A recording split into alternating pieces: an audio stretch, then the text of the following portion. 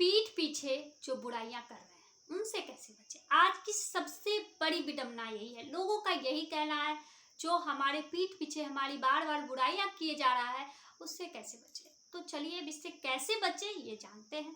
तो सबसे पहले आपका स्वागत है, कैसे हैं आप पहले ये बता दें। अगर आप अच्छे हो तो लाइक करके बता दो, अगर आप अच्छे से थोड़े अच्छे हो तो भी लाइक करो। चलिए आज तो सबसे पहले मैं आपका स्वागत कर लूं कि आप लोग खुश रहे, मस्त रहे, हमेशा मुस्कुराते रहे। ये लाइन बोलनी बहुत जरूरी है क्योंकि इससे भी आप में कुछ एनर्जी आ जाएगा। अब बात करते हैं कि पीठ पीछे जो हमारी बुराइयां करते हैं उनसे हम कैसे बचें।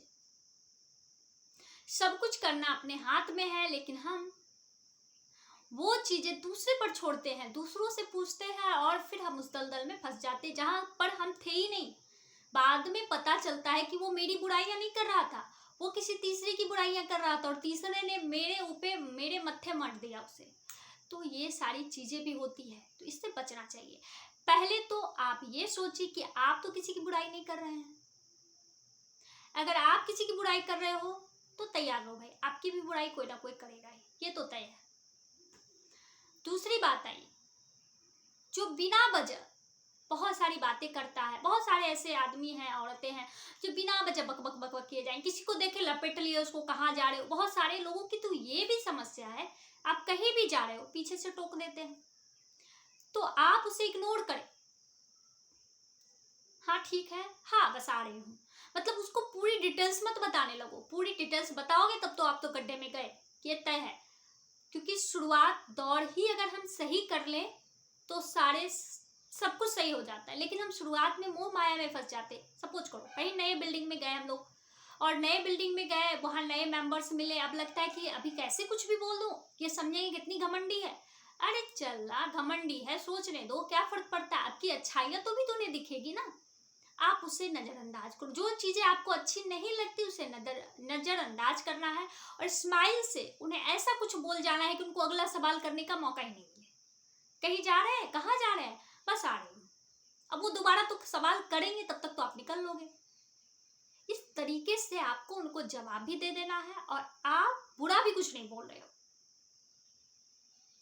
कहीं भी किसी की बातें अगर चल रही हो तो उसमें घुस के कान लगा के सुनने की आदत को बंद करो। अगर आप किसी की बातों को कान लगाकर सुनते हैं तो एक चीज तो तय है, हमारे पेट में बात नहीं पचती है, ये सही है। शराब मिला है हम लोगों को, तो हम कहीं जाके कुछ बकेंगे, ये भी तय है।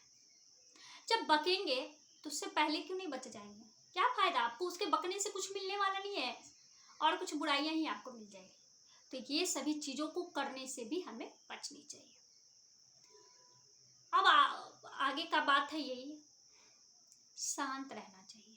अगर कोई हमारी बुराई कर रहा है तो पहले जांच पड़ताल कर ले कि सही में वो बुराई कर रहा है या जिन्होंने मुझे बताया है वो सही बता रहा है कि नहीं। तुरंत रिएक्ट मत करो।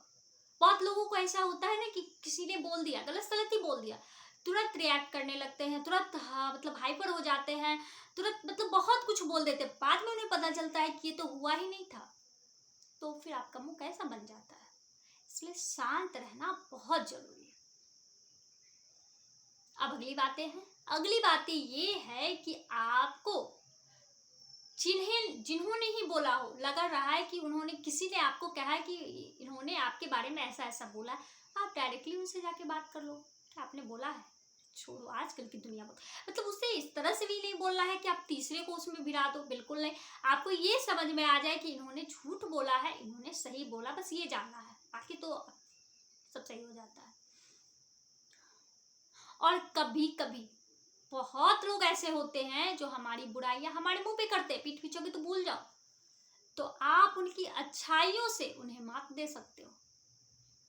आप तो बहुत अच्छे हो, आप कैसे बोल देते हैं, आप पे सूट नहीं करता, आपके बारे में तो मैंने सुना है बहुत अच्छा है, इनकी तो ये खासियत है। अच्छा आप बहुत अच्छा कुछ बनाते हैं, कोई लड़की है, थोड़ी बहुत तो किसी के बारे में हम लोग जान ही जाते हैं ना, मतलब उसकी अच्छाइयों को निकालना शुरू करो, आपकी बुराइयां ही भूल जाएगी वो।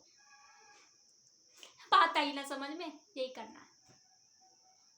अब सबसे आखिरी बात मैं एक चीज और बताती हूँ, अपना इमेज अच्छा करके रखना है। मैं अच्छी हूं, कोई मेरी कोई बात बोले, मेरी बुराई करे, जाने दो यार, तू कर रहा है तेरी कर्म तू जान, मेरा धर्म मुझे करना है अच्छा काम। इस तरीके से आपको अपनी सोच बनानी होगी, अपना इमेज बनाना होगा, ताकि कोई किसी के पास, ऐसा तो नहीं है कि सभी लोग खराब होंगे, बिल्कुल नहीं हो सकता ना। कुछ लोग अच्छे होंगे, अगर उनके पास बोलेंगे तो वो कहेंगे नहीं ये बंदा ऐसा नहीं बोल सकता, ये बंदी ऐसे नहीं बोल सकती। तो आपको उस हिसाब से अपना इमेज बनाना पड़ेगा।